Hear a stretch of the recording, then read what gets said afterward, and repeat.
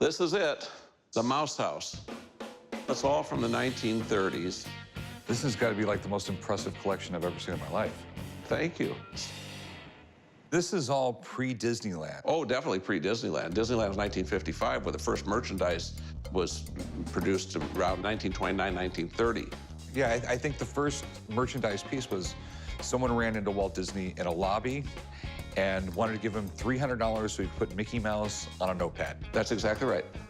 Mickey Mouse was wildly popular in the 1930s, but the stuff that was built wasn't built to last, and there's hardly any of it around today. Let me show you.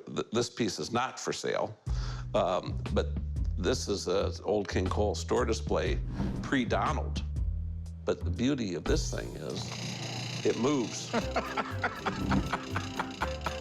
Doesn't get any better than that, Rick. Yeah, that is amazing. Now I'll show you something that I think might be the only example. That's Walt Disney's original business card from the Hyperion Studio in Hollywood. That is amazing. No email address. The business card is probably one of the coolest things I've ever seen, because I've never seen one before, but I doubt if anyone else has. It's a Mickey, Donald, and another Mickey. Amazing. They were made by a company called Old King Cole in Canton, Ohio, and they were never intended for the consumer market. These were commercial things that were either used as window displays, store displays, and then also in theaters they'd use them if they had a Mickey Mouse cartoon or something. They were made of paper mache, the world's most delicate material, and there were very few made and very few survived. I want these store displays. I'm a closet Disney freak, and this is stuff that will never come my way again. I need to have this. The great thing I love about this right here, we have the old Donald Duck with the giant long bill. Long-billed Donald, that's right. They were crazier characters back then. Absolutely. So how much were you looking to get out of these? Well, I need $15,000 on the Donald. If you want the pair of them, they're pointing to each other, Rick, because a nice marquee somewhere for you. You're gonna pay me $25,000 for the pair. And this one over here, you can have for $12,000. So if I took them all? $35,000, Rick.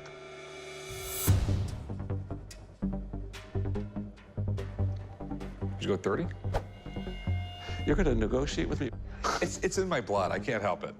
I mean, they're amazing. They really are. And can we meet in the middle? That would be $32.50, wouldn't it? Yeah. Congratulations, you made yourself a hell of a buy. I'm absolutely giddy. These are probably one of the coolest things I've ever bought. This is going to be one of those things that I hang in my shop that people for years will come down just to look at these. Let's go look at some other stuff. All right. What is this? It looks like Jungle Cruise. Yes. It is a radio-controlled Jungle Cruise boat, miniaturized for the Disneyland Hotel. That is definitely cool. I was a Jungle Cruise skipper working the ride at Disneyland, and when they took the radio-controlled attraction out, I bought one, and here it is. Hello, folks. Welcome. This is your Captain Chumley. Go ahead and wave to the people behind you on the dock. You may never see them again. I'm at the pawn shop today because I want to sell my radio-controlled Jungle Cruise boat from the Disneyland Hotel. If I can sell the boat today, I'm going to go on an actual cruise down the Amazon or maybe even to the Bahamas. This is really, really cool. Before Disneyland, there was no such thing as a theme park. Right. There were some permanent carnival locations around the country, but it was usually pretty dirty and gross. Walt Disney wanted to make Disneyland way different, and the Jungle Cruise was one of his really signature rides. I mean, Yeah, it's one of the original attractions. Took up a fifth of Disneyland when it opened. And this is still one of the most popular rides in Disneyland. Every time you go to Disneyland, you got to go on this because it's such a fun ride. You start on the Irrawaddy River. From the Irrawaddy River, you go to the Nile. Then it has like a cool little waterfall in there. You you come up on it, and then you dodge it, then you go around and you drive under it. It's called Schweitzer Falls, and it's named after Dr. Albert Falls. Dr. Albert Falls? Yes. It's so funny. Everyone who's a jungle boat captain seems to be an aspiring comedian. Yes, back then we used to all watch the Johnny Carson show to get jokes to tell the next day on the ride. What's your best joke? I'd like to thank you for coming aboard the world-famous Jungle Cruise. If you enjoyed it, my name is Nick. If you didn't enjoy it, my name's Rick. So this smaller remote control version was an attraction at the hotel? Yes, they had a miniaturized version of the ride over at the Disneyland Hotel. So how did it work? It was like a stationary remote control or something? There was a big steering wheel on the dock, and you paid like $2, and you drove the boat on this little lagoon area, and it was really cool. So does this thing work? Yes, absolutely. There's only 2 that work in the world, and this is one of them. Have you set up a remote control for it or something like that? I just had it restored. It's radio controlled. All right. How much you want for it? A lot of them have been sold in the $4,000 range, but those don't work, and they're not nearly as beautiful as this one. So I was going to ask $5,500 because it works. Okay. I have a buddy, and he's all things Disney. Okay. I'm going to give him a call and have him take a look at it. I absolutely love this thing. I'll be right back. I'm kind of nervous, but also excited that an actual expert is going to come in and look at the boat and maybe hopefully give us some more information. Wow, this is amazing. I remember this. This was like the big deal. Back in the day at the Disneyland Hotel, this was really the only form of entertainment after you left the park. And so everybody would congregate to this, and you would actually be the skipper of the Jungle Cruise. I mean, there was nothing better than this. This is actually kind of amazing here because these were basically bumper cars. I mean, if you saw these in operation, the kids didn't have much interest in making them travel through the jungle ways of Disneyland. They wanted to see how many other boats they could crash. Sounds like my kind of fun. Yeah, it was. To watch these things be crashed around, I can't believe they actually survived as many years as they did. Do they have, like, different people in them? They did. All of these figures were hand-painted to make them look realistic, and I'm kind of surprised that this one actually has as many people in it as it does. It was amazing that they survived like this. This is probably the most complete one I've actually seen.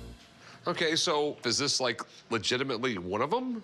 I actually happened to be at the facilities when these were retired, and this is it. Sadly, they decommissioned these and took out all the electronics and interior pieces and used them for other boats that they also operated. So they took all the guts out of them? They took all the guts out of them, and none of them worked anymore. Only a couple of these that I know of have been made to run again, and it's not a real easy process. Okay, he says it runs, so I guess, is it all right if you replace the guts in them? If it was done properly, it adds to the value dramatically. People love the idea of being able to run it again. I want to know if this thing will float on water. Can we do that? Absolutely. I'd love to see if it runs. Where's a pool around here that we can go to? And the D Hotel, and they got good food. We can hit lunch afterwards. Okay, let's go down the D. I'll meet you down there. We'll go to the pool, and we'll eat afterwards. How's that? Perfect. I hope you brought your swim trunks. Let's throw it in the water. Let's try it. The Disneyland Jungle Boats are incredibly rare. They only made 22 of them. So if it works, the collector market is absolutely incredible. It's not sinking. That's really good news. Let's give it a whirl. Hello, folks. I'm your tour guide today. My name is Chum Lee. Please remember to keep your hands in the boat. We are approaching Croc territory, and they do like a handout. That's an old one. Okay, as far as I see, all the controllers are working. It's going left and right. Rudder seems good. Is that full speed? This is full speed. Go, baby. Look how good this thing works. Yeah, runs good. All right, so it obviously works and everything like that. So what's it worth? You know, you're talking $7 grand, easy. So you're saying it's worth $7 grand? I would absolutely say this is worth $7 grand for sure. All right, well, thanks, man. All right, You'll be fine with that. All right. All right. $7,000 was a very fair price. No, I'll give you $4 grand for it. $4 grand. Yeah. He said $7,000. I'm offering it for $5,500. That's $1,500 less. I'll tell you what I can do. $4,200, and that's going to be my final offer. I don't have a lot of wiggle room here. Give me a little wiggle room up. You're a great Jungle Cruise skipper. This is I will give you $4,200, and that's all I can give you. And put that thing down. $43,500. I will go to $4,300. That's all I can do. Shake on that, $4,300. We have a deal. Thank you for riding the cruise today. don't come back anytime soon. I bought the boat. I'll make money off it. All in all, it's been a great day, except for Chump. You grab that, come back to the shop, and change. Got it? I'll see you back at the shop, Rick. You forgot your chili dog.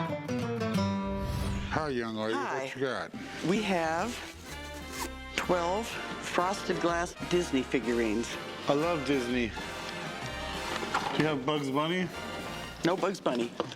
Everybody loves Bugs Bunny. I decided to come to the pawn shop today to try to sell my 12 Disney figurines. These figurines were made in the 60s, and they're made out of frosted pressed glass. I bought these because I thought someday they might be worth something, and hopefully today's that day. How did you acquire these? I got these about 25 years ago from a guy at a swap meet, and he gave me a story about them, that these were originally made for a Disney World in Italy, and it never happened. It's a nice collection. You got a combination of characters here. Tinkerbell, Mickey Mouse, Pluto, The Girl Duck. Girl Duck, Donald Duck. Too bad you don't have Scrooge McDuck, 'cause he reminds me of the old man. Thank you, Chumley. Now shut up. Disney's been making figurines as far back as I can remember. And if these came from a Disney World that never opened, I bet that some collectors would be chomping at the bit to get them. What are you trying to do, young lady? You want to sell them, pawn them? I want to sell them. Have you got any idea what you're trying to get out of them? I have no idea. You got any paperwork? None at all. She can't prove that these come from Disney World from Italy. So we got to go with what we've got. But they are a nice set. And if she'll deal, we'll deal. They appear to be in good condition. There's no scratches or chips on them. I'd be comfortable buying them at about $250. I'm figuring they're worth $30 to $40 a piece anyhow. I'm paying a little over $20 for them. So that's about what I could pay.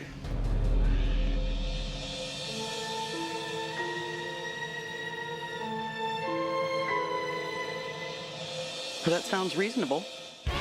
See, Chumley, that's the way you work it. Now, you want to go do the paperwork with this nice lady?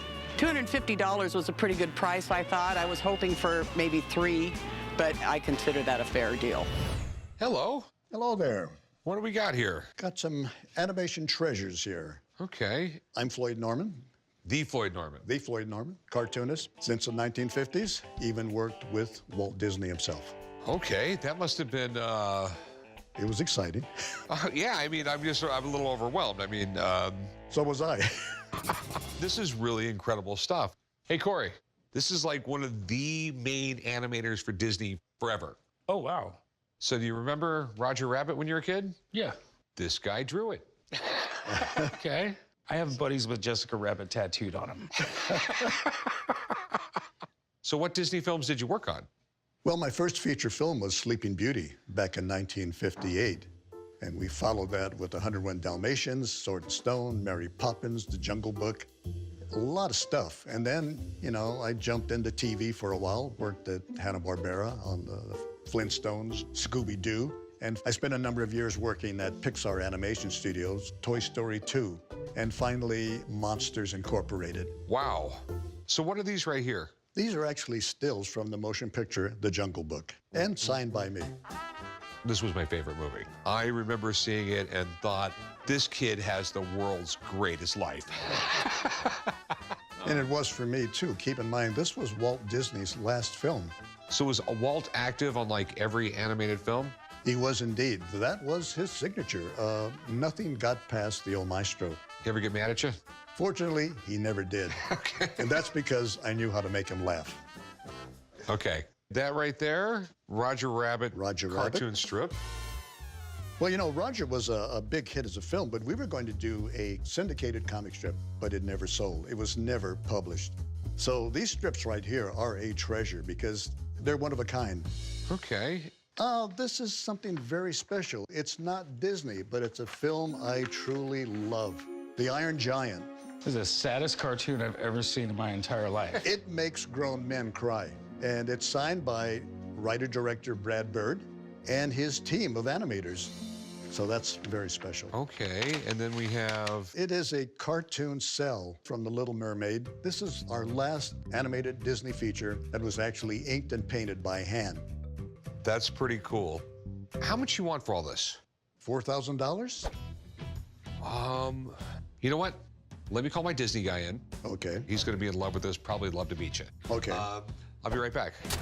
Mr. Norman, I know Greetings. who you are. Indeed, I am who I am. Nice to see you. Look at that. So he's cleaning out his closets. Wow. Where's the rest of the stuff? You gotta have more than this. Okay. Well, we got Jungle Book. Looks like a more modern pressing, but very cool nonetheless. You worked on this sequence, I know, right? Yes, I did. Yeah. It was the first sequence I worked on. And I was still a kid in my 20s when I did this sequence.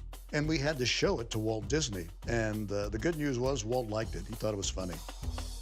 But Walt added one thing. He said, this sequence needs a song. Walt had the Sherman Brothers write a song, Trust in Me, that Kaa the Snake actually sings as he hypnotizes the kid, Mowgli. That was Walt Disney's idea. That's fantastic. And then here we have an animation cell. So this is from The Little Mermaid. This cell was actually used in the film. Little Mermaid as a film sort of rejuvenated feature animated it did indeed. for the industry, as I understand it. Yeah, fantastic. And then looks like some comic strip art. Who Framed Roger Rabbit? Very cool. Now, never published. Never saw the light of day. How many more of these strips you think might exist, or what do you know? I don't know of any others. Okay. That's what makes these so rare. Yeah, that makes a because difference. Once this idea was nixed, the artwork just all vanished. These are great. And then looks like a poster. Oh, the Iron Giant. And looks like it's got like signed probably by the animators, perhaps? The animators, yeah, the animation team. Did you guys see the Incredibles films? I did see The Incredibles. Brad Bird created the Incredibles. Same guy. This is great because, as I understand, when the Iron Giant came out, Pixar saw it and poached most of the artists up there, and many of them are still employed up there to this day, right? That's correct. Okay. So how much do you think all this would retail for? Wow, there's a lot of stuff here. The comic strips in the cell are definitely the high points of this particular lot. And then the poster's great. It's all great. Yeah. I think the whole collection, probably about 4,000. Okay. Yeah. And I'd say keep the man happy and see if you can bring in round two, because that's the real curiosity here for me. All right. All right. Well, thanks, Ben. I appreciate it. Yeah, thanks for having me over. Thanks, Corey. Hey. Thank you. Good to meet you. Okay. All right. Would you take $2,000 for it? I mean, he's saying I could retail it for $4,000. Yeah. I got to frame it up and resell it. Right. I got a lot of stuff in my studio, so I'd say yeah. Okay, we got a deal. Yeah. Okay, and Deal. Come with me, I'll write you up. Okay. We'll talk later about going to your studio. You bet. Okay, cool. Okay.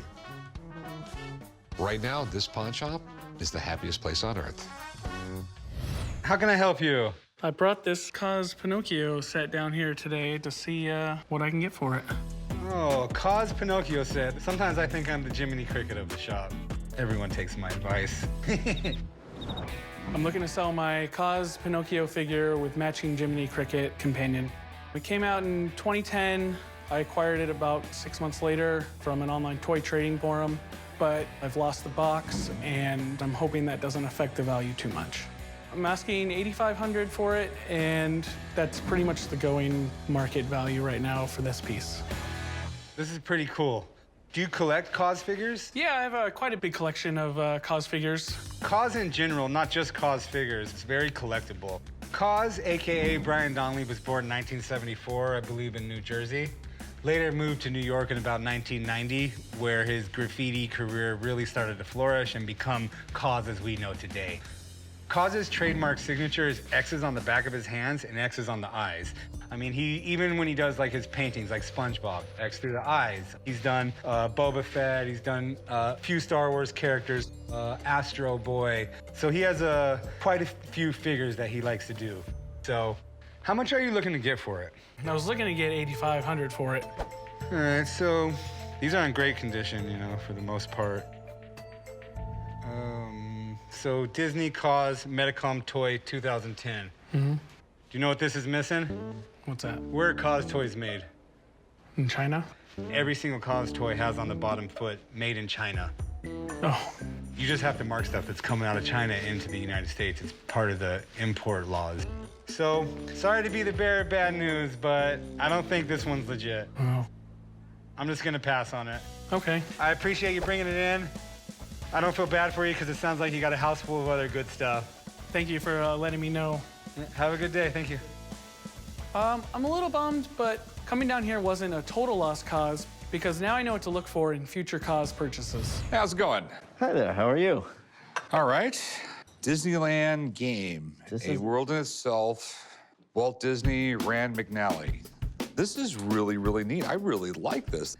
I go to Disneyland every year. I absolutely love it. We have this trip that we try to do once a year. The kids love it.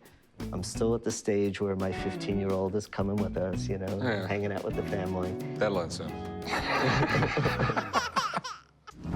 I came down here to sell my Disney Globe. It's so cool because it just shows the magic of Walt Disney's imagination. It shows what he was thinking when the park was going to open, all the rides, all the lands. It shows Walt Disney's heart and passion about Disneyland. This is early stuff here. The Mono Railway. There's a couple other rides. We got Tomorrowland, Highway of Tomorrow. There's the teacups. Pinocchio's whale is still there. You know, if you travel through the park and you follow the trail that's on this map, you can really feel what he had in mind when he made Disneyland. He had such a hard time convincing people that Disneyland would work. No one got his concept. I mean, there's so many little things about Disneyland people don't realize. Like when you're looking at the French Quarter, okay? You ever look up just above the buildings? No. If you do, you'll see ship's masts and some sails. You'll think you're right next to the harbor. Have to go back. You know, he invented the theme park. There wasn't even such thing as a theme park before Disneyland. He was definitely an American icon and had a vision like no tomorrow. People love anything to do with Walt Disney or Disneyland. But just because people love something doesn't make it valuable. I would love to get this for the shop, but it has to be for the right price. Hopefully this guy hasn't spent too much time in Fantasyland. So, do you want to sell it? I'm looking to sell it. I'm looking to sell it. And how much do you want for it? Looking for $3,500. It's a rare piece. From what I understand, one of 3. Where did you get it? I bought it online. Some estate sale. Okay. I'm gonna call somebody up. I got a friend that's all he deals in is rare, weird toys. Okay. And he will know everything there is to know about it. I'm anxious to hear more. Sure. Okay. So I'm gonna give him a call, hang out, maybe buy something. Okay. Think what you can spend that money on. You have some Disney stuff? And I'll be right back. Thank you. He's going to be calling in one of his friends, and we're going to get some more information and appraisal of what its actual value is. My gut's telling me that we're going to make some kind of a deal in the $2,500 range. I think that's what the piece is worth. Johnny! Hey, what's up, man? How's it going? Good to see you. Hey. Hey, how's it going? Nice to meet you. I have here a Disneyland globe before there was a Disneyland. Cool, man. Yeah, old tin lid, though, man. This is cool. Made by Rand McNally. Yeah, the map maker. Yeah, man. Yeah, they've been around for a long time. It's really cool, man. What do you want to know about it? What do you know about it? Well, this is one of the cool items that it would have sold at the park. This definitely would have been a game. There would have been like 4 or 5 pieces. Maybe little magnets with little cardboard cutouts on the top. And it would have been a simple dice game, and you would have kind of made your way around the park and stuff. But this globe here would have probably retailed for about $5 back then. So have you seen one of these before? I've only seen a few. Not too many of them come to market. They're pretty rare. They didn't make a lot of them. I don't believe they were a big hit in the park. You mind if I take a closer look, just kind of see what we got here? I mean, aesthetically overall, I mean, the lithograph, the colors are nice. We have a few condition issues. Yeah, we got an indentation here. Yeah, and I don't think that was there when I bought it. Okay, so what do you think it's worth? Well, it's Disney. You can sell it to just about anybody. Everybody loves Disney. And it's classic from the beginning of the park. So it's got a lot of things going for it. The only thing is, we're missing the game pieces. With that being said, you should have no problem moving it for in the $400 to $500 range, I would say. Okay, so he was saying he thinks there's only like 2 or 3 of them out there. I don't think they come to market very often, but I know for a fact there's not just 2 or 3 out there. Okay. Thanks, man. All right, cool. Thank you. Take care. I think the sellers asking $3,500 or thinking it's worth a lot more is really off the mark. The ones that I've seen in the past definitely haven't sold for that much. He says like $400 or $500. No, I understand. I could do $300 because I really dig Disney and I think it's cool. It's a cross collectible. It's made by Rand McNally, and it's Disney, so you know. I'll give you $350. No, I don't think so. I think I paid 3 times that, so. Okay. Good luck to you. I thank you for your time. Okay, and keep in touch with me because I get a lot of Disney stuff in here if you collect the stuff. Yeah, thank you. All right, have a good one, man. So I think the offer of $350, I think he had to go with what his expert told him, but I think his feeling was a little bit drier than my passion for it. Hey, how's it going, man? Good. So I got this for you. Yeah, I get a lot of people bring stuff like this in, man. I know it looks old, but it's still just worth $1. But this one's signed by former President Ronald Reagan and Walt Disney. Oh, wow. Sorry about that. I purchased the dollar bill at a private auction. I believe the dollar to be signed in the early 1950s. I'm gonna be asking for $4,300. I want to sell it because I've had it for a little while and I just feel like it's time to move on from the item and somebody else could appreciate it now. This is really cool. So do you know any of the story behind it? Ronald Reagan was the MC for the opening of Disneyland. Okay. And with the date of the bill, I believe it to be from that time, but you know, I can't say with 100% confidence. God, it'd be really cool if you had some kind of proof for that. Oh, I know, right? Mind if I take a look at it? Absolutely. Okay, that looks like it could be Walt Disney's signature. Ronald Reagan actually signed the back as well, so. Okay. So, what are you looking to do with it, man? Well, you know, I'm looking to sell it. All right, any idea what you're looking to get out of it? I mean, I'm looking to get probably $4,300 for it. All right, do you mind if I have somebody come down and verify the signatures? I mean, they're pretty sloppy and faded on there. I'd just like to make sure they're real before I even made you an offer. That would be fine. I totally understand. All right, I'll be right back. Thank you. I'm absolutely looking forward to an expert coming in because I think it will be good to have somebody with skill to evaluate the signatures and tell me if it's authentic. So we got a silver certificate signed by Walt Disney and Ronald Reagan twice. I'm assuming they had to be in the same place at the same time and a guy had a dollar bill in his pocket. That's usually the most common thing, like especially back in 40s, 50s, 60s. People say, hey, what do I have in my pocket? Money. So they get you on a dollar bill, sometimes, you know, a $100 bill. It depends how you roll. So what are your concerns? I can tell that the signatures are not the greatest. And then other than that, man, I have no idea what combined they could be worth. Okay, cool. So the first thing I'll do, Corey, I want to look at the examples that I have on file, both these guys. The first one I'm going to look at is Reagan. Reagan used a myriad of secretaries, you know, used in movies, politics. What I do look for is this last name, and especially I take a look at right here, this G and how he forms it. And he gets pretty lazy with it almost. And he just kind of drags it down and brings it back up. So we're kind of seeing that again there. Next one is Disney. The thing I always look for with Disney's signature is just this beautiful flowing autograph. First thing I want to look for are the transition points here. And I'm starting to see that a little bit, but I have to be honest with you, it's really difficult to see here what was going on here. Could the crease have been there before? Because you could see a slight interruption here. Look at his D right here, and we're seeing the same type of overlapping, we're seeing the same structure and form. Based on everything I've seen, Disney matches perfect. The Reagan from the period matches perfect. No doubt signatures are authentic. Okay. And since they're both on the same bill, what is it worth? Okay, with that said, condition's not great on this piece, but I still think it's pretty unique. To have the two of them together, I'd put this value right at about $3,000. Okay. All right, man, I appreciate it. Cool. Good to see you, man. Yep. Good luck. Yeah.